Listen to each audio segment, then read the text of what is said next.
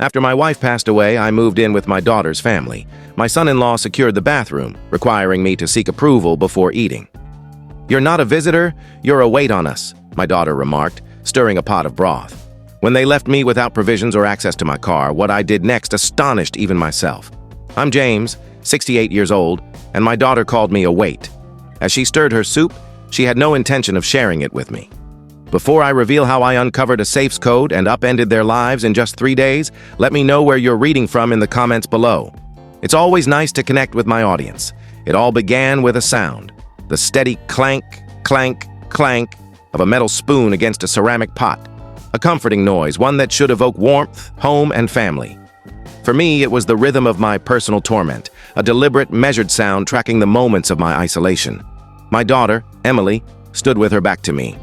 Her focus wasn't on the broth or her father sitting mere feet away.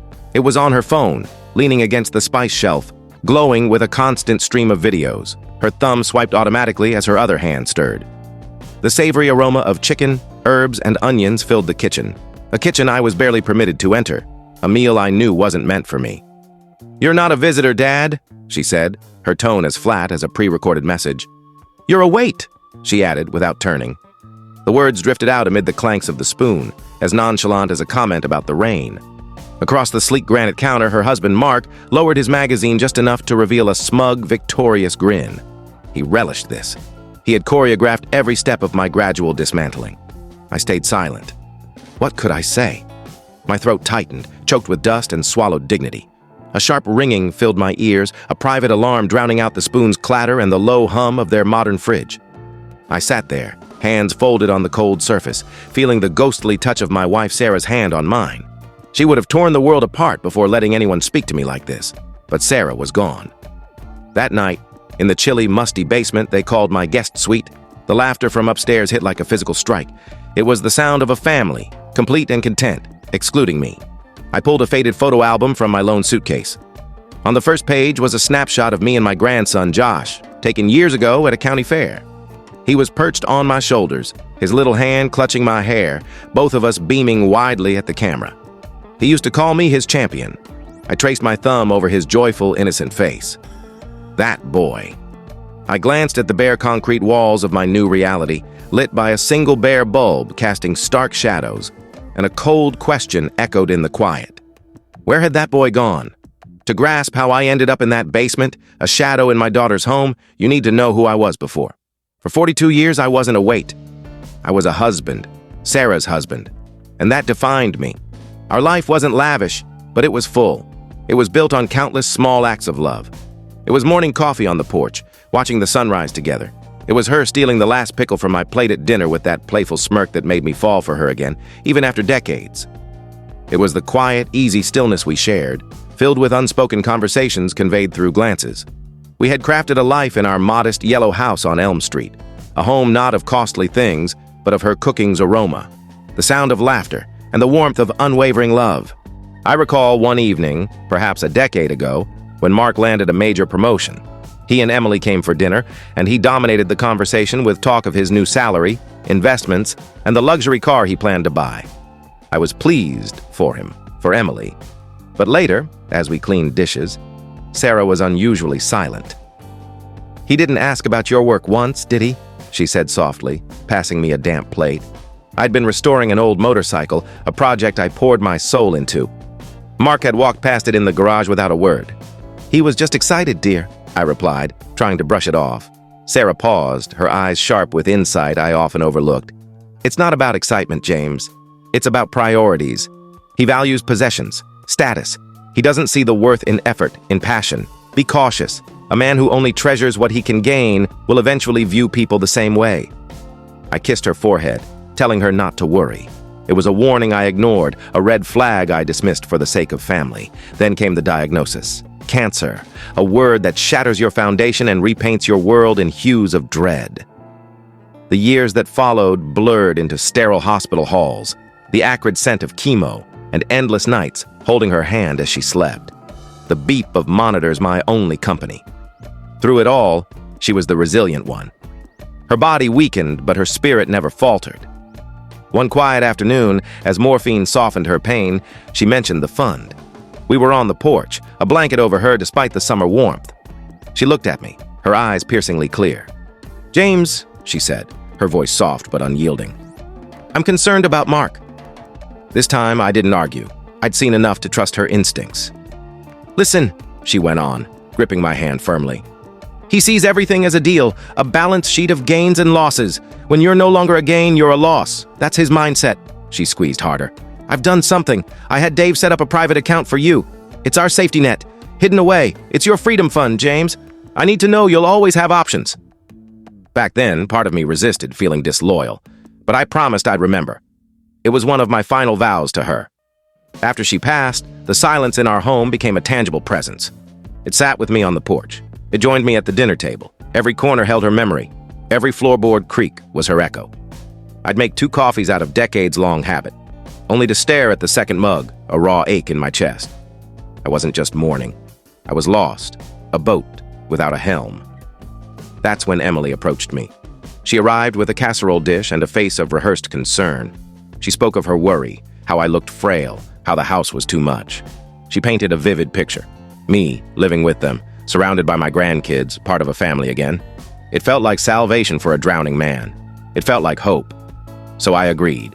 I agreed to sell our home, Sarah's home, the last piece of our life together. Packing her clothes, her novels, her unfinished quilts was agony. I called our family lawyer, Mr. Davis, a friend of 30 years, to handle the paperwork. In his cluttered office, Dave leaned forward, his face serious. "Are you certain, James?" he asked gravely. "Moving in with them? This house is your foundation, your security. It's yours outright." "I'm sure, Dave," I said, feigning confidence I didn't feel. "I can't be alone anymore. I need family." He sighed heavily, tapping a file. "I helped Sarah set up that safety fund you know about. She was wise. She believed in options. Don't forget, James, you always have options." Moving day was a surreal ordeal. Strangers packed my life into boxes. I kept only a few things. A box of Sarah's keepsakes, her photo albums, and a dusty model plane I'd built with Josh one Christmas. I could still see that day. He was 10, focused intensely as he glued a tiny wing, tongue poking out. When we finished, he held it up triumphantly. "We did it, Grandpa! We're the best team!" Clutching that memory, I arrived at Emily and Mark's cold, sprawling suburban house. It was impressive, I suppose, if you like homes without heart. Grand, sterile, impersonal. Emily gave me a quick, distracted hug before her phone pinged. Mark shook my hand, his grip tight, his smile forced, his eyes already scheming. "Welcome, James," he said smoothly. "Glad you're here. Let's go over the house rules." And just like that, the hope that had sustained me began to sour into dread. The rules weren't for harmony. They were terms of capitulation, stripping away my dignity. My new home was the basement. They called it the guest suite, a fancy name for a damp, finished space that smelled of earth and detergent. The thin carpet barely warmed the concrete, and the worn couch sagged in defeat. The first rule was the bathroom. The small basement bathroom was locked from the outside. "For privacy and safety," Mark explained, as if I were a threat. The message was clear. "This isn't your space." To use a toilet, I had to climb the stairs, cross their living area, and request access to the upstairs guest bathroom, a humiliating trek I made daily. The second rule was food. My provisions were confined to one pantry shelf. I had to ask before taking anything else from the fridge. "We need boundaries, James," Mark said, his tone dripping with false reason. Emily nodded, her gaze fixed somewhere past me. For a moment, I saw a flicker of guilt in her eyes, a glimpse of the daughter I knew. But it vanished under Mark's sharp glance, replaced by compliance. The daily slights were like 1,000 tiny wounds. I'd go upstairs for water and Mark would pause his work. "All good down there, James?" he'd ask, his tone making me feel like an intruder. I tried to bond with my grandkids, but it was like reaching across a chasm. Sophie, the youngest, was always on a tablet, barely acknowledging me. And Josh, my Josh, the boy I'd built planes with, was now a distant 16-year-old, mirroring his father's cold detachment. One evening, Mark and Emily hosted a dinner party. I wasn't informed. I went upstairs for a book and walked into a room of strangers. The chatter stopped. Eyes turned to me, the old man in a faded sweater emerging from the basement. I saw pity and confusion. Mark smoothly intercepted me, a hand on my arm. "James, we have company. Maybe read downstairs tonight." He guided me back to the stairs like a wayward child. The shame burned my skin. The deepest wound came from Josh. One afternoon, feeling low, I reached for an apple, one of the few things I could take without asking. Josh was there, scrolling on his phone. As I grabbed the fruit, he glanced up, annoyed. "Dad says we're watching expenses," he said, his tone sharp with learned disdain. "You should ask before taking stuff. Expenses. For an apple. In a house with a luxury garage and a showroom kitchen. It wasn't about the apple. It was about control. It was about reminding me I was nothing." I looked at this stranger wearing my grandson's face, and the memory of our plane building day felt like a cruel taunt. I muttered an apology, my hand retreating, and shuffled back to my basement. The breaking point came 2 months in. They planned a Hawaii trip, their excited chatter filling the house, excluding me. They discussed beaches and luau's as if I were invisible. The night before they left was the soup incident, the "you're a weight" moment. It was the verbal confirmation of my erasure. After retreating downstairs, I couldn't sleep. I sat in the dark, listening. Suitcases rolled above me. Mark's voice drifted down, sharp and low. "Did you lock the pantry and take his keys? I don't want him wandering while we're gone." The next morning, they left in a rush. Emily gave me a fleeting, guilty hug. "There's some food in the fridge, Dad. We'll call from Hawaii." The silence they left was heavy. Hours later, dread growing, I went upstairs. The pantry was locked. The bowl for my car keys was empty. My heart pounded. This wasn't a mistake. It was deliberate cruelty. A cold rage I hadn't felt in years surged within me, a pressure behind my eyes. I checked the garage. In the trash bin, atop coffee grounds and scraps, was a bag of gourmet groceries, fresh bread, deli meat, bananas, eggs, quality food they'd bought to discard, a performance, a final act to ensure I knew I had nothing. They hadn't just locked me in. They'd tried to strip away my humanity. In that silent garage, the scent of wasted food in the air, my grief for my old life burned away, replaced by something fierce, determination. They thought I was helpless. They were about to learn otherwise. Those first hours alone were the darkest of my life. I sat on the sagging couch, the basement's chill seeping into me.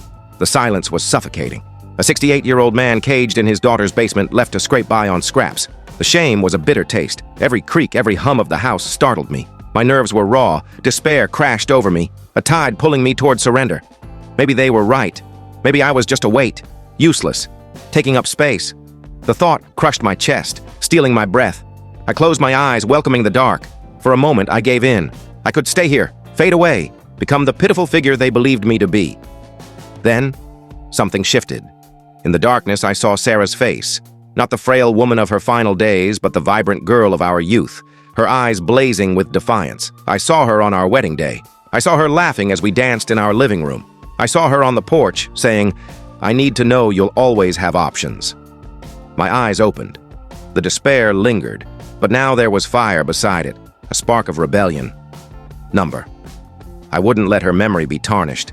I wouldn't let the man she loved die forgotten in a basement. My grief turned from a burden into fuel. My eyes landed on my old briefcase. I stood, joints protesting, and opened it with purpose. Inside was the photo album, a testament to a lost life. Beneath it, a folder held the papers for Sarah's fund, the Freedom Fund. Then, a memory hit like a bolt. Years ago, when Mark bought this house, he'd gotten a fancy safe for his office. He'd shown it off proudly, and I'd helped install it. I'd warned him, "Don't use an obvious code, Mark, not your birthday." He'd laughed, smug as ever. "Relax, James. It's just for papers and Emily's jewelry. Who's gonna crack it?" Then, with arrogant flourish, he'd entered the 6-digit code in front of me. His birthday, August 12th, 1978. 081278. He was so sure of his cleverness, so dismissive of me, he'd never think I'd remember. He'd never imagined the man he treated as feeble had a memory like iron. I stood in the basement, the chill gone, replaced by adrenaline that shook my hands with energy, not frailty. I knew the code. I knew about Sarah's fund. And I knew with absolute certainty I was done being a victim. I climbed the stairs, my steps no longer a defeated shuffle, but the steady march of a man on a mission. The game had changed, and I was ready to play. Ascending those stairs felt like rising from a grave into life. The house's air, once oppressive, now buzzed with possibility. Each step echoed with intent. I was no longer a ghost. I was a force. Mark's office was his fortress of pride, always locked, another control tactic. But I knew his tricks. I went to the bookshelf, scanning titles. There it was, a pristine spy novel. I pulled it out. Inside, a hollowed space held the office key, a cliché hiding spot for a man who thought himself brilliant. I unlocked the door and entered. The room reeked of him. Leather, cologne, stale coffee, the scent of arrogance. The safe, a looming black box, sat under his desk. It looked daunting, but to me, it was just a lockbox holding my freedom. My heart raced, a mix of fear and thrill, but my hands were steady. I knelt, almost reverently, and touched the keypad. It beeped awake, its green glow lighting the dim room. My fingers moved with precision. A soft click sounded, the sweetest noise I'd ever heard. The handle turned. I opened the door. Inside were documents, deeds, portfolios, and Emily's jewelry, and a metal cash box. I lifted it out. It was heavy. Inside, stacks of hundreds and fifties, his emergency stash, untraceable cash for a man like Mark. I wasn't a thief. I didn't want his money. I wanted justice. But I also wanted to make a point. I counted out $300, symbolic. 100 for each month of my captivity. It wasn't about the cash. It was about repayment for enduring his cruelty. Then I saw his desk set, a gaudy pen and monogrammed stationery. I took a sheet. With his pen, I wrote a concise note in my steadiest hand. Maintaining a weight costs something. This is my exit fee. James. I folded it and placed it in the cash box. I closed the safe but left it unlocked. I wanted them to find it that way. I wanted them to feel the breach. Within an hour, a taxi I'd called from an old burner phone was waiting at the corner. I left with my briefcase and a small suitcase holding all I cherished. I didn't glance back at the soulless house. It was never a home. My first stop was a quiet motel a few towns away. As I locked the door, the adrenaline faded and exhaustion hit. I sat on the stiff bed. I was free, but alone and fugitive. I had one call to make. I dialed Mr. Davis's office. His secretary, knowing me for years, put me through. James, you okay? Dave's voice was warm with worry. I explained briefly. The locked pantry, the missing keys, the thrown-out food, the safe. I heard his breath catch, a low growl of anger. That bastard, he muttered, his professionalism slipping. James, where are you? I'll come get you. No, I said firmly, feeling my old strength return. I'm not a victim, Dave. I'm a client. We need a plan. A pause. I imagined him in his office processing. Then, all business. Okay, client, what's the strategy? A 3-step plan, I said. The ideas clear, as if Sarah whispered them. Step 1, stability. I need a real place, not a motel. Somewhere quiet, off the grid. Use the Freedom Fund to secure a rental, but not in my name. Untraceable. I can set it up through a holding company, Dave said. Clean. What's step 2? Step 2, watch. We stay quiet. Let them return and find me gone. We wait. They'll get cocky. They'll slip. Mark's a control freak. He'll hate losing control. Hire a private investigator. The best, Dave. Discreet. We document everything. Done, Dave said. I know the guy. Step 3? I inhaled deeply. Step 3, we strike. When they slip, when we have solid proof of their abuse, we hit. Not with calls, but with the law. We don't just win, Dave. We take them apart, piece by piece, using their own system. Silence. Then, with grim respect. James, welcome back. Emily's voicemail came 4 days later, as expected. I listened in my new apartment's living room, a quiet, clean space.